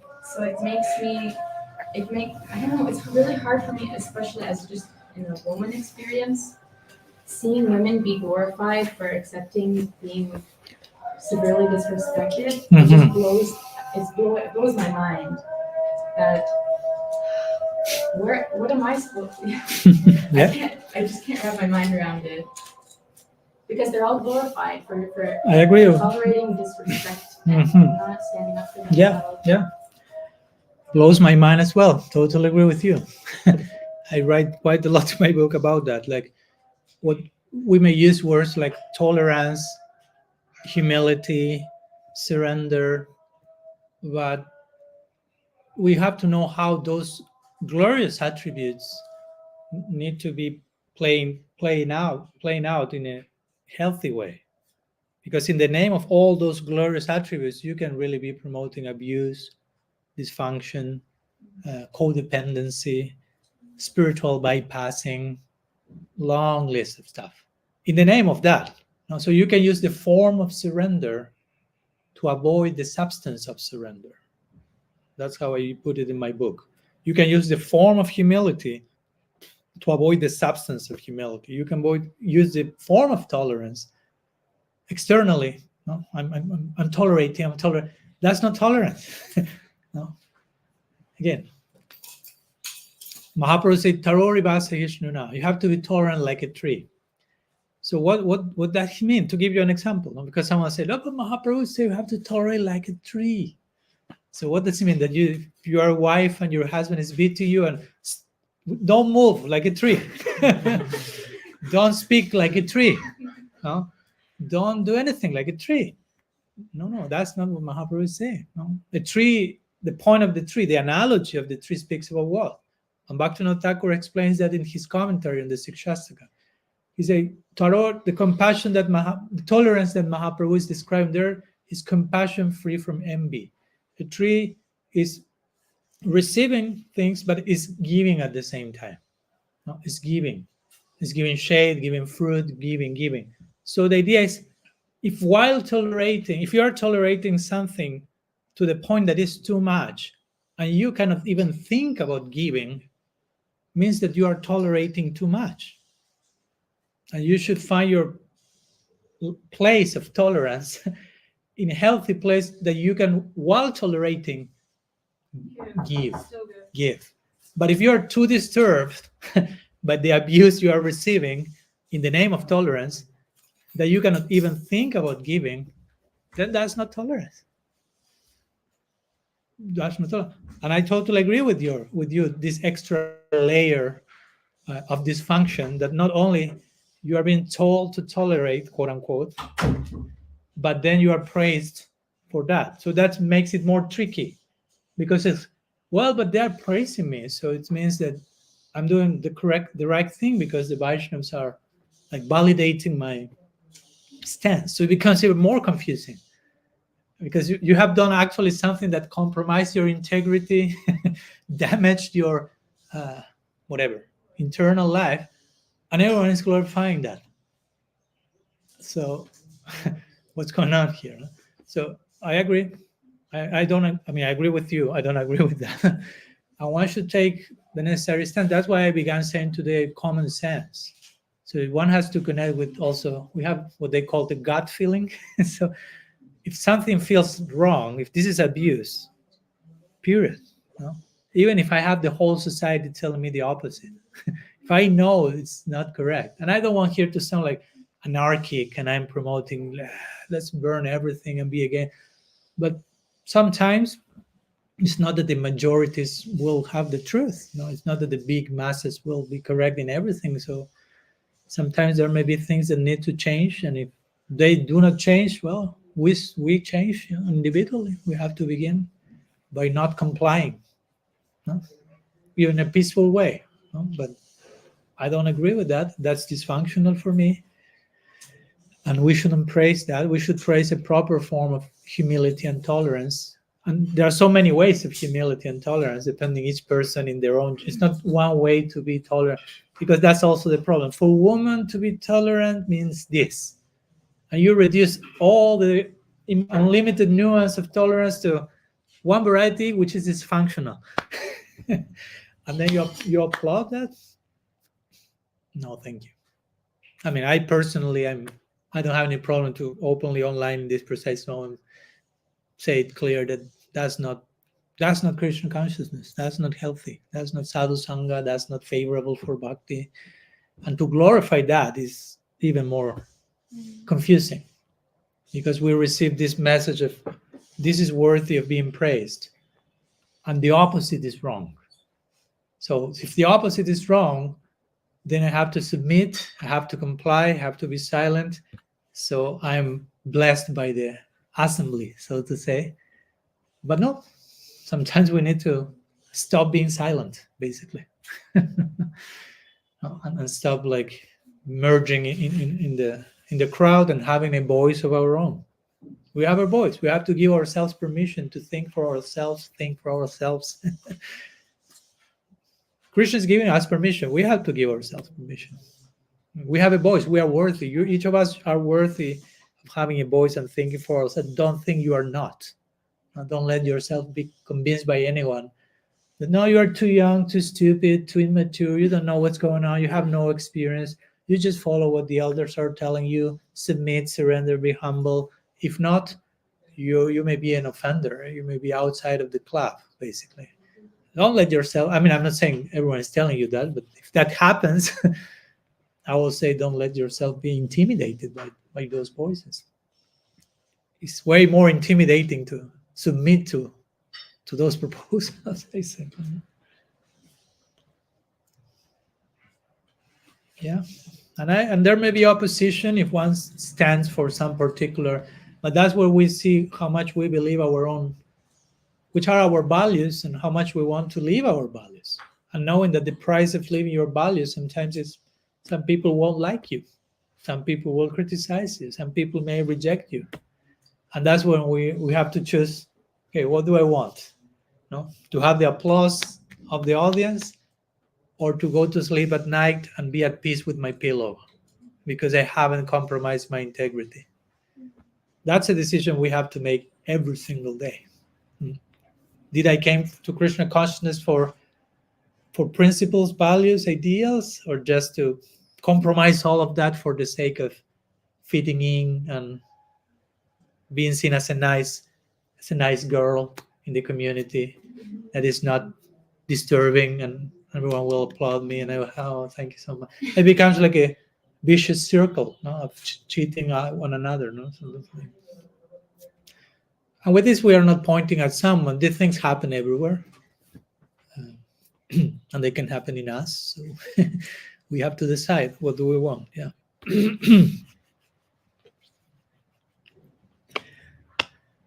Yes. Bhagavat, you tell me when it's too long. No, this is perfect. I'm making something special, so keep talking. Oh, okay. You mentioned something along the lines of how important it is to accept one's feelings and to not, how should I say, like, feel, I cannot find the word, ashamed of them, or yeah, and I think that's also really important in any sort of relationship, and also how emotions and how we act are two complete different things. And if we have emotions, like sometimes we might be scared to share them, but sharing them might elevate the friendship or relationship onto a complete new next level. Yeah. Especially because when you talk about what is just an emotion and you don't just act out on that emotion, but you talk about the emotion and then you can figure out stuff and go from there. I think that's really, like I experienced that a little while ago, and I think it's really important. Yeah. And not easy. But not impossible. Yes. I always like to make that point. No, the opposite of easy is not difficult. The opposite of easy is impossible. The middle point between easy and impossible is difficult. So difficult is a middle point. Difficult doesn't never make difficult synonym with impossible, because then we become paralyzed and we won't do anything. But yeah, totally agree with your point, and that's the need why we need to have some close relationships that we can open ourselves fully, fully. At least one, as we said the other day, at least one person. We may not have 300 people that we can be fully transparent. It's too much. At least a few that we can really be totally ourselves, and that we can feel the same way that Krishna is accepting me fully, unconditional love fully. We can feel that same thing coming through those people. That's so powerful. Like we can perceive God's unconditional love and acceptance coming from someone when they are like just listening to us and receiving us without judgment, but with affection. That's not easy. Again, that's not cheap, but it's possible, and we need to find that for ourselves and hopefully also be able to give that to others, because it's so much in need. Even if we are not perfect in that, but sincerely trying to be present for the other person, accompany, witness their journey, be unconditionally there. Sometimes it's just being there. I mean, if the other person feels, if you are really there, present, attentively hearing, and well-wishing spirit, that's so powerful. Even if you didn't say one single word, the other person will feel the acceptance and the hearing. So, yeah. And that's sadhu sangha, of course. No, that's not just therapeutic advice I'm giving. That's what the essence of sadhu sangha also is, having those moments of intimate sharing and like nakedness, so to say, like being showing ourselves as we are, not like trying to perform Sandy Fist smile or something. But this is who I am. Hopefully you can receive me as broken as I am, as messy as I am. And when you are actually received like that, wow, you are totally empowered.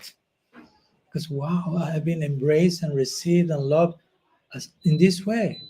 That gives so much hope, so much enthusiasm. I'm loved. Again, that's like a sample of what Krishna is feeling for us. And we need to feel that more than once. And again, to extend that to others. That's for me actual preaching. If you would like to use the word preaching, I will say that's actual preaching. Give that experience to other people, not just give them a book. I mean, we can give them a book, but give them the experience of unconditional affection, and that's what will actually change them. Even if you didn't have a book to give. You follow my point? If you give the book for the wrong reasons, they may take the book and throw it after 5 minutes. But if you give this unconditional affection and presence, they will never forget that. You want to be in the camera again? Yes.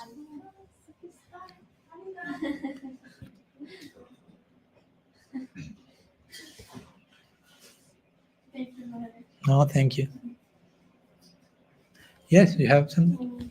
Thank you so much. Crash, just an extension to that, I want to ask that sometimes when we land ourselves in some sort of relationship and it might be abusive, and when we approach devotees or counseling, and sometimes women just become sponges to, absorb, tolerate, be silent, and we receive guidance that it's your product, and if you are tolerant enough to handle your product, you will be able to go to Krishna sooner because you are just having your product. This is your product to be in an abusive marriage. You want to clarify what's product for, well, manifest karma, let's say. Yeah, just for those who don't know. Yes. How do we understand that, Maharaj? How do we understand that? Is this my product or do I need to get out of this situation? What would be favorable more for bhakti?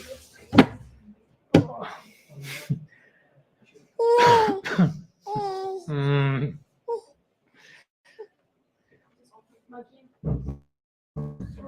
Okay. Yes, I'm trapped here.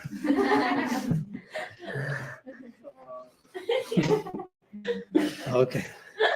She got detached. So yeah. Again, we can use the philosophy to justify everything. You have to be careful. Like, yeah, let's say you have an abusive husband, and it's like, well, that's your prarabdha karma. So now you swallow it. Go through it, and you will get quicker. Something like that. You say, someone said, I never heard that. That's a new one for me. Like, tolerate the abuse, and it will be an intensive treatment, but it will, at the end, will be faster. I don't subscribe to those theories. Sorry. I don't subscribe to that. Of course, for some reason, you chose that person, whomever that was. So you have to take responsibility for choosing the person, which doesn't mean remain in that situation of abuse, but also one takes one's corresponding responsibility. Okay, I chose to marry, to give an example, whomever, but also as I chose to marry, I choose to preserve my integrity and reply accordingly. So no, it's not about just like allow abuse in the name of getting. I mean, you don't get to Golok Vrindavan sooner by being abused intensively. I mean, that's not the process. You have to develop love for Krishna. No, it's not like the more abuse I tolerate, the quicker I get to Golok. Give me a Shastri quote for that. No, that's not in Shastra. I mean, we will get there as much as we develop voluntarily passionate affection and attraction for service. It's not about the more layers of abuse you have, the more merit you will have in the eyes of Krishna. He will take you quiz. That sounds a little strange. Not strange will be the word. Little, I don't know. Anyhow, that doesn't depict Krishna and put Krishna in a nice light. Now imagine Krishna say, okay, tolerate, abuse. I make the arrangement so you get to me quicker. No? Again, if it's a situation that we have to tolerate, sometimes we have to make differences here, no? Because sometimes we may have going through something that we cannot do anything about it. It's not that a relationship I have to leave. Some situation is like they are there and they remain there, and I have to go through there and I have to tolerate. But again, the tolerate doesn't mean in this case just waiting, but waiting with faith, praying, like the Bhagavatam says, Tattenu kampam shushamiksham ano bunjane badmakritam vipakam, and so on. If someone is earnestly waiting for Krishna's mercy, and maybe with that verse they make this theory, one should be willing to tolerate the results of one's previous misdeeds while praising Krishna with mind, words, and deeds. That person becomes a rightful heir to the throne of bhakti. But again, that, as long as it's a sustainable thing, that you can deal with that. Because as I mentioned before, in one given situation, a person may tolerate something, let's say not an abuse from another person, a certain situation, and for you, that same situation will be intolerable. So again, it's very specific to each person. That some person is going through that in a healthy way, and I cannot, doesn't mean that she must be dysfunctional or wrong and I'm right. No, maybe not. Maybe yes. Everything can happen. No? You follow my point. No? If you force yourself to, I don't know, I'll sleep 2 hours like Raghunath Das Goswami from now on. You are not Raghunath Das Goswami. So for you, that will be dysfunctional. No? For him, it's okay. Someone else may be able to do it. It doesn't mean they are dysfunctional. They are imitating. For them, it may be natural. For me, it's not. So I have to know my place, so to say, no? Know my place.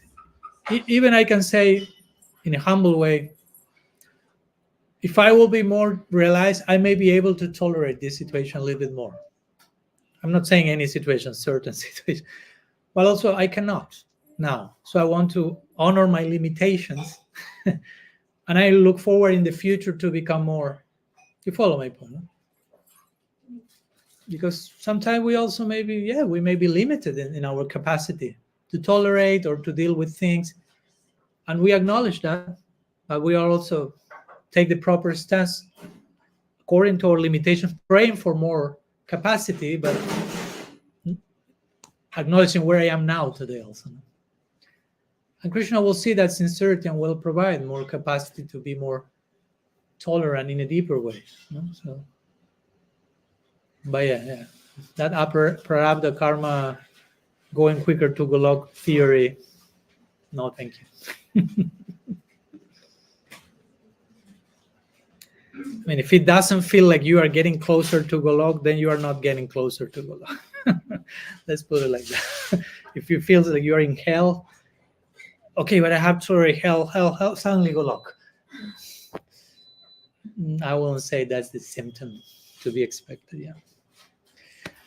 Okay, we are almost done. Something else before concluding? Okay, last one. I just have one small question. You mentioned about like sometimes there's like issues between like guru disciple and like other various relationships as well. So I want to ask that like for majority of initiated devotees, so guru gives some kind of instruction or some kind of guidance, and sometimes like a disciple may not be able to follow, which I understand is okay. But sometimes there is some kind of tension or like issues like that cause a problem between guru and disciple. So does that, because in Krishna consciousness, there are so many people who give classes about the fact that guru-disciple relationship is like very high, and maintaining guru's words or blessings is important. But what happens in the case when like a guru may not reciprocate to a disciple for some kind of reasons? Does it block the progress of the disciple's bhakti towards Krishna? You have to come tomorrow morning to my class. We'll be exactly on that topic. Really? Okay, Yeah. Great. I mean, I will say something now. I will say something, but just sharing the. Okay. We will be in the morning, but tomorrow at 9 a.m. But the idea is basically to talk about that. Yeah, I've made a whole chapter in my last book on basically on that, on guru disciple, on the unusual or sometimes usual scenarios of the dynamics when things are not going according to the ideal expectation. But I will say in brief, to reply to your question today a little bit and tomorrow in detail, that if for whatever reason a guru does not reply, as you mentioned, accordingly to something, or agree or act as he or she, just in case, was expected to behave, it doesn't necessarily block the disciples. Again, I'm talking in very abstract terms. I'm not addressing any specific situation, so we made some too generic. But the point is, guru, of course, this is an important. A guru is a representative of Krishna. Krishna is the original guru. Krishna is called in the Gita, in the Bhagavatam, Param Guru, Param Guru Guru, the supreme guru of all gurus, and the whole parampara begins with him. So the human guru, so to say, is a representative of Krishna, the original guru. So if for whatever reason that guru is not responding accordingly, or failing, or even falling down, let's take it to an extreme. If the disciple is sincere in his heart, her heart trying to Krishna will make the arrangements somehow or other, and will keep that person connected and sheltered. And as I mentioned in my book, before accepting a guru, first we have to accept Krishna as our guru, because that's the foundational teaching. We don't have a person guru independent of Krishna as our guru. No? The external guru comes as a manifestation of Chaitya Guru. The internal guru is Krishna. So there's one line that I mentioned in my book that basically says, Krishna will not allow a sincere seeker to stop advancing, and a sincere seeker will not allow anything to prevent him or her from advancing. No? So in that sense, there should be always like hope and warranty that, of course, some situation between guru and disciple may be complex and lots of things to solve and figure out, but at least on a foundational level, one should know, if I'm honest, no matter what happens, so to say, my connection with Krishna is, Krishna's in my heart. I mean, he knows what's in my heart. The important thing is what's in my heart, and I have to work on that myself. But he will be providing shelter and mercy accordingly. So that was a trailer. Tomorrow we have the... Where's the program? that will be, I think, in the house of a devotee called Brihat Mridanga, which is, you know him? Yeah. Okay, so more details we can ask. It's in there is a WhatsApp group that they are sharing the news. Okay.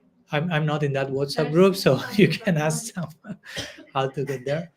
So thank you so much to all of you for being here, your time, your comments, your attention, your insights. I really learned from you, as I mentioned originally. So let's continue trying to become sadhus, which means to become honest, realistic in our journey. Sri Jagannath Balaya Subhadra ki jai, Sri Chaitanya Mahaprabhu ki jai, Sri Harinam Sankirtan ki jai, Gaur Bhakta Vrinda ki jai, Gaur Premananda Haribo, Vanchakalpataru Yishta Kripa Sindhu Vacha Patitanam Pavanebhyo Vaishnavebhyo Namo Ananta Koshna Vrinda ki jai, Gaur Hari.